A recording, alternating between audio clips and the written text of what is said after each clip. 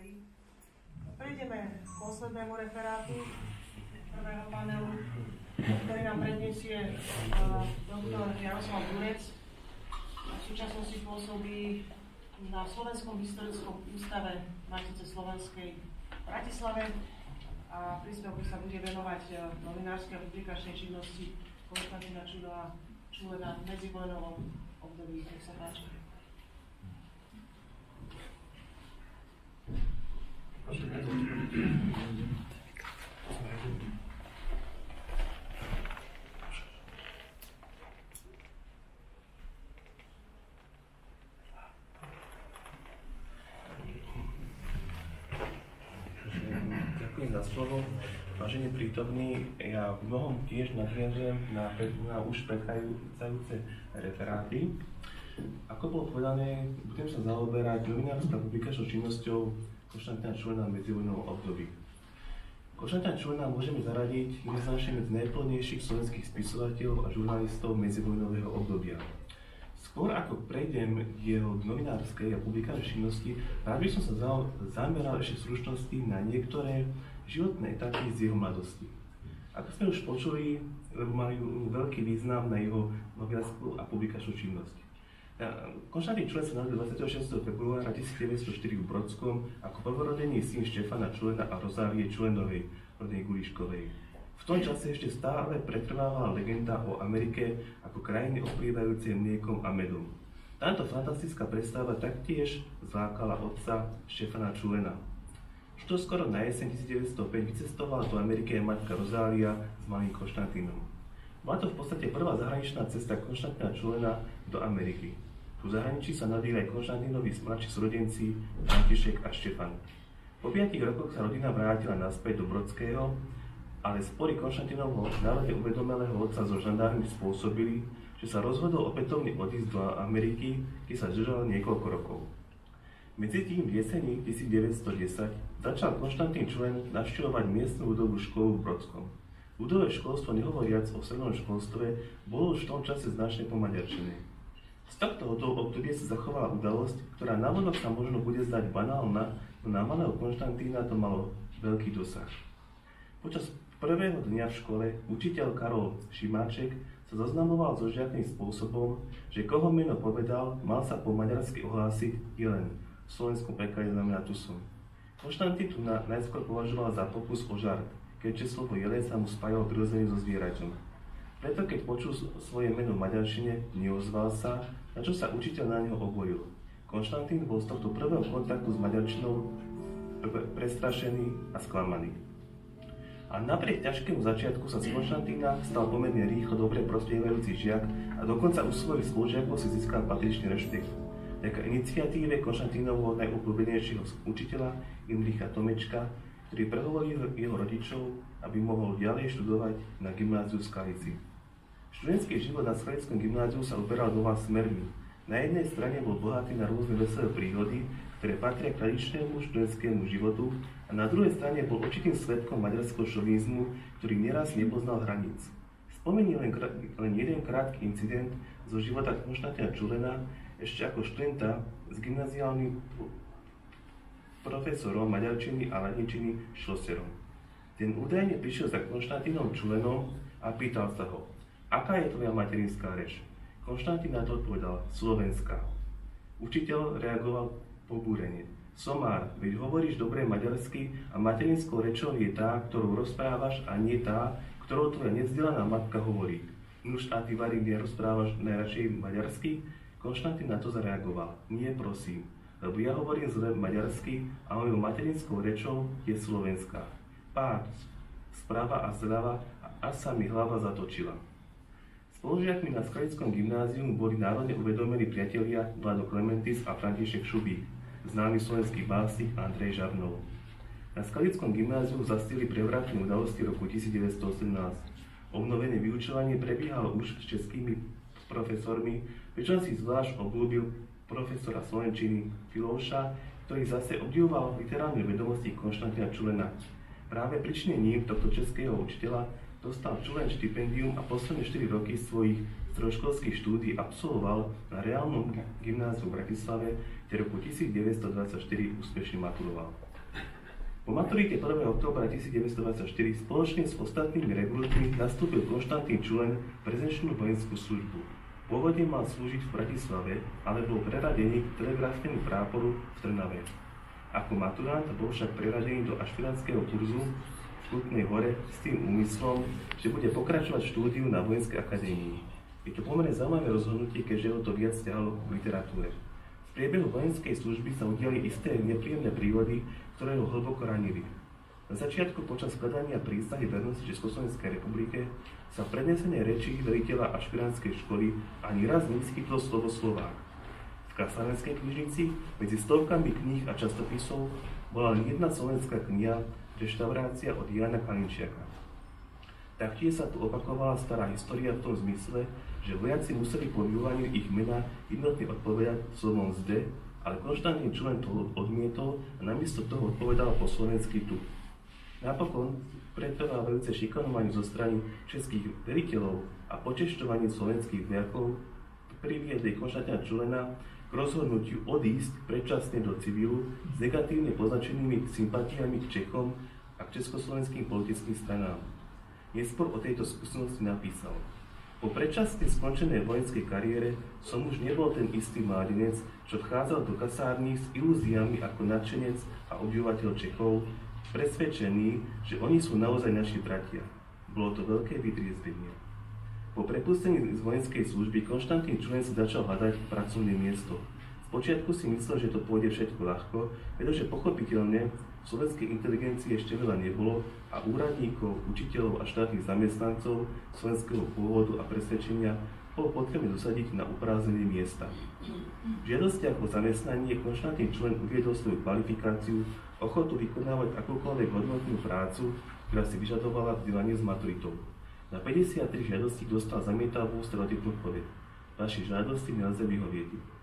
Tieto zamietavé odpovede boli pre Konštantína Čulena, ale aj pre jeho otca Štefana v novom slobodnom štáte niečo nepochopiteľné. Napokon sa zamestnal robotníckej sociálnej poisťovni v Bratislave.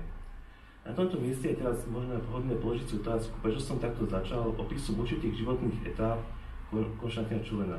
Na jednej strane som možno v stručnosti priblížil život Konštantína Čulena v rámci jeho detstva a dospievania, a na druhej strane, čo bolo i môjim hlavným cieľom tohto všetkého, som sa pokúsil takto učiť tie hlavné témy, ktoré boli predmetom Čulenovej neskôršej spisovateľskej a publicistickej činnosti, ako teda rodné prostredie Brodského, život Slovákov v Amerike, národné dejiny, maďarizácia, slovenské školstvo v Úhorsku, téma používania materinského slovenského jazyka, prijímanie Slovákov do štátnych služieb. Inými slovami, jeho životné skúsenosti, ktoré neraz s ním hlboko otriasli a zostali súčasťou jeho osobnosti, sa mu stali námetom nesmierne bohatej novinárskej a publikačnej činnosti. Otvorené rozprávanie o problémoch spoločnosti s perom v ruke sa prijavilo už na prvom pracovisku, keď Konštantín Čulen informoval verejnosť prostredníctvom kritického článku o pomeroch v poisťovni. Článok uverejnili v Slováku a zapríčinil jeho prepustenie. Následne 2 roky pracoval ako redaktor v Slováku. Potom krátky čas v ústrednej katolíckej kancelárii a v Fonžembe s Alžbetou, rodinou Greciovou v roku 1927 sa zamestnal od roku 1928 ako úradník a tlačový referent Československých štátnych dráh. Tu pracoval až do roku 1937. Okrem toho od roku 1927 začal spolupracovať s Maticou Slovenskou v Martine a historickými štúdiami prispieval do slovenských pohľadov. Práve v tomto čase na konci 20. rokov začal Konštantín Čulen s veľkým úsilím študovať dostupnú historickú literatúru, bádať v archívnych prameňoch, aby si vytvoril koncept vlastnej historickej práce. Predmetom jeho záujmu sa stalo najmä obdobie druhej polovice 19. storočia. V roku 1927 zomrel otec Konštantína Čulena. Približne v rovnakom čase, 24. októbra 1927, mal Konštantín Čulen prostredníctvom rádiového vysielania krátky 15-minútový výstup na tému, ako vzniklo nižšie katolícke gymnázium v Zmiere. U Konštantína Čulena aj v dospelosti naďalej pretrváva obrovský záujem o čítanie a vôbec o literatúru, ktorý sa u neho zrodil ešte v mladosti. To sa odzrkadlilo v niekoľkých smeroch: vytvorení si vlastnej domácej knižnice, kedy neraz väčšia časť peňazí išla na nákup kníh, recenzovaním vydaných publikácií a túžbou napísať vlastné diela. napríklad v periodiku Slovák 21. augusta 1929 nachádzame príspevok Konštantína Čulena o britskom historikovi a publicistovi Scottovi Viatorovi a jeho známej knihe Národnostná otázka v Úhorsku, ku ktorej Konštantín Čulen uviedol. Kniha výnimočnej historickej ceny. Výdením tejto knihy sa začína slovenský problém dostávať pred fórum európskej verejnosti. Táto kniha je tak dôkladným historickým dielom o slovenskom národe, aké doteraz ešte nebolo napísané. Všeobecne sa udáva, že prvú svoju väčšiu štúdiu o zvolenskom podžupanovi Bélovi Grimwaldovi uverejnil v roku 1930 v Slovenských pohľadoch. Táto štúdia nesúca názov Béla Grimwald a Slováci sa zaoberala zlomovými udalosťami roku 1874, kedy boli zatvorené slovenské gymnázia. Konštantín Čulen sa usiloval mapovať spoločensko-politickú atmosféru označenú maďarským šovinizmom a konfrontáciu medzi slovenskými národovcami a ich odporcami. Preto sa môže aj zdať, že Konštantín Čulen chcel použiť osobu Grimwalda ako sondu do preniknutia maďarizačného úsilia. Osobitne Konštantín Čulen venoval pozornosť priebehu zatvorenia slovenských patronátnych gymnázií a Matice slovenskej.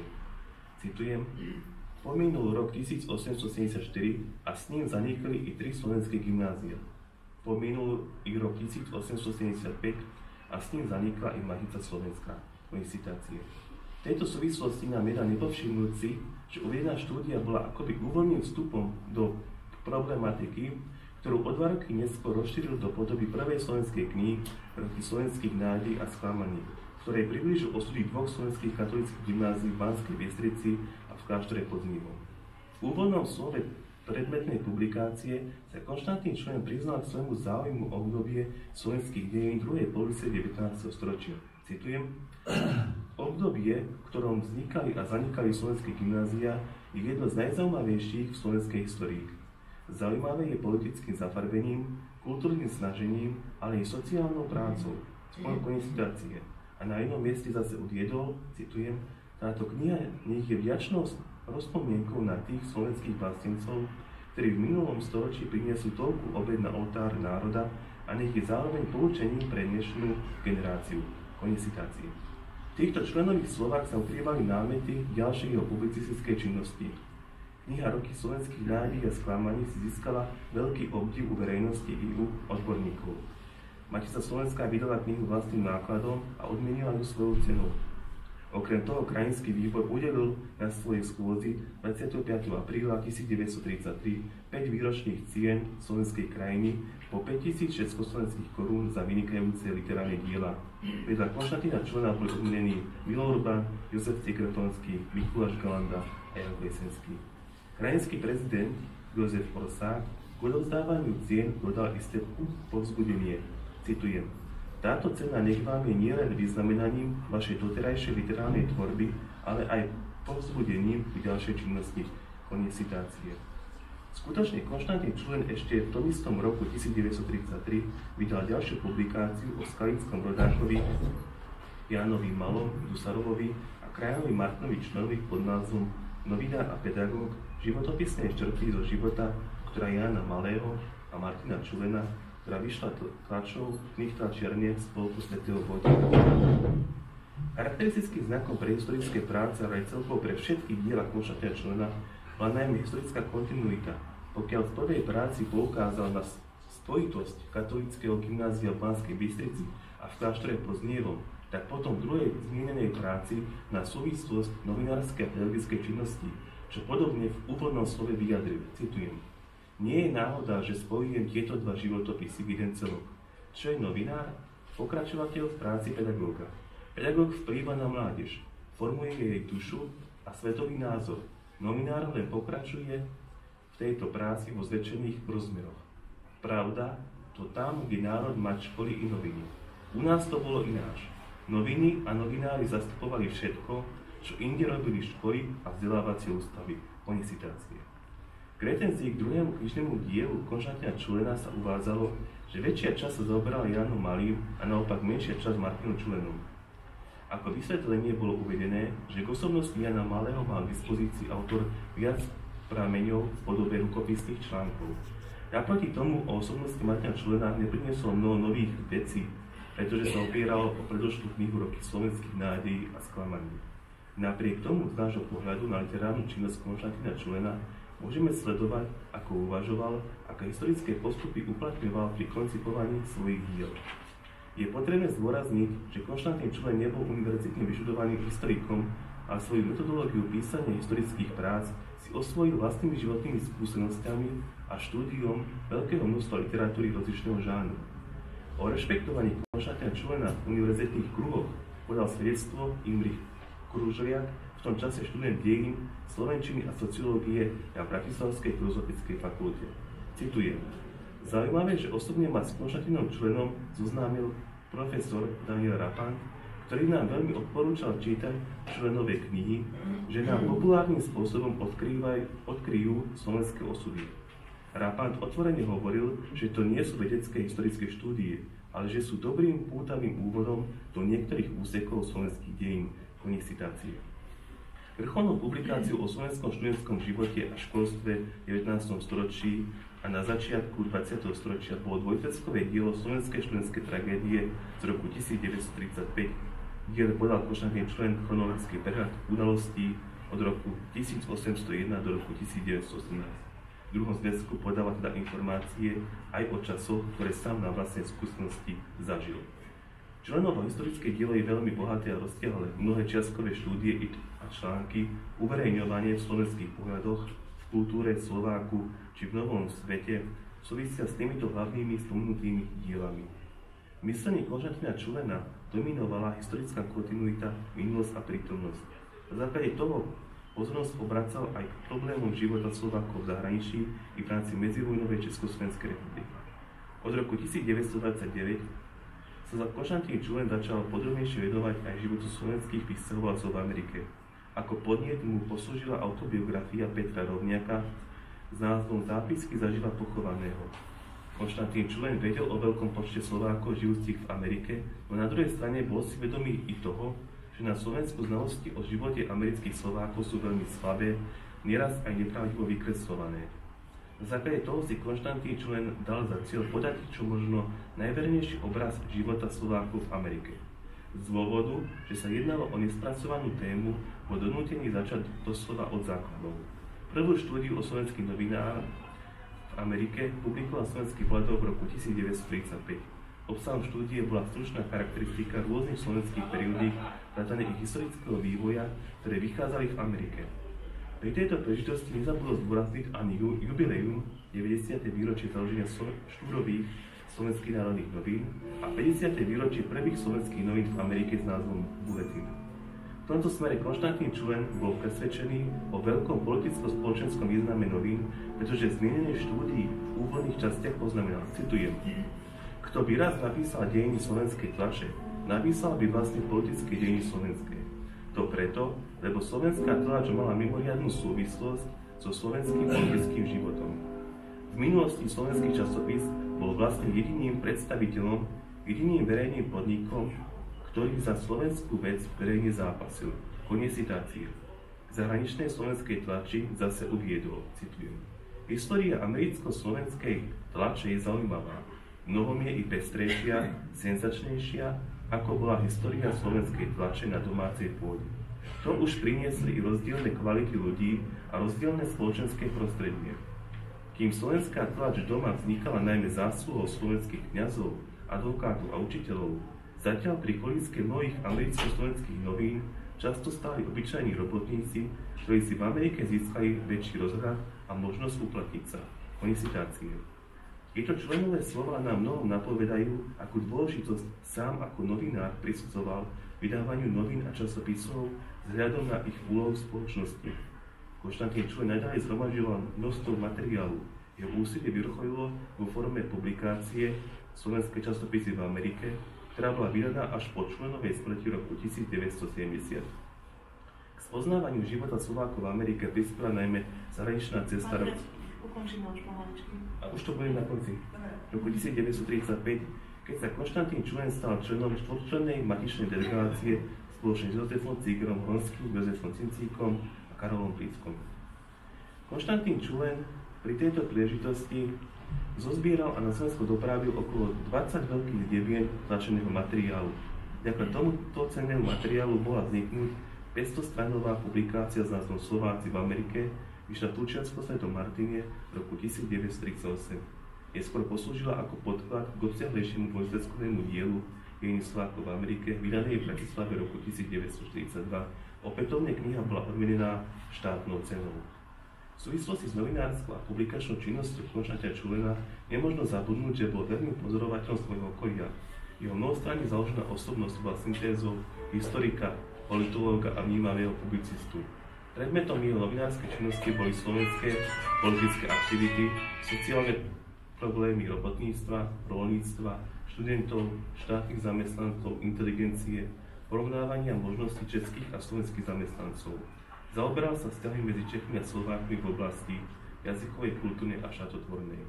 O politickom myslení Konštantina Čulena sa bližšie dozvedáme z jeho publikácie Cesta k našej Bratislave z roku 1934. V tejto publikácii sa pokúšal poukázať na skutočnosť, že Bratislava bola vždy slovenským mestom a že viaceré podnety k národnému prebudeniu mali práve tu svoj zrod. Konštantín Čulen sa opätovne vracal k historickým prameňom, pretože uviedol značné množstvo úryvkov z parlamentných rečí, ktoré zachytávali konfrontáciu maďarských a slovenských poslancov. Konštantín Čulen bol bez pochyby stúpencom autonómie, ktorú vyzdvihol popri kratších článkoch najmä samostatnou knihou Pittsburghská dohoda z roku 1937, ktorá vzbudila nemalý rozruch vrátane burlivej diskusie v pražskom parlamente. Na verejnom zhromaždení oslav Pittsburghskej dohody v júni 1938 ocenil Čulenovú knihu sám Andrej Hlinka. V domácej i zahraničnej slovenskej tlači sa opätovne tak nastavila otázka autonómie Slovenska.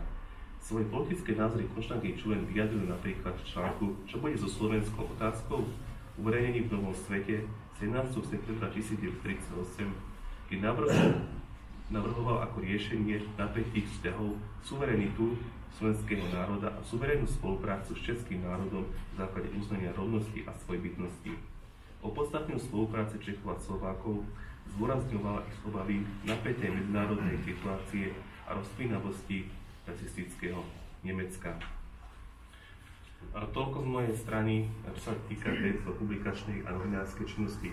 Snažil som sa uchytiť také hlavné oblasti z Konštantínovej publikačnej činnosti. Ďakujem za pozornosť.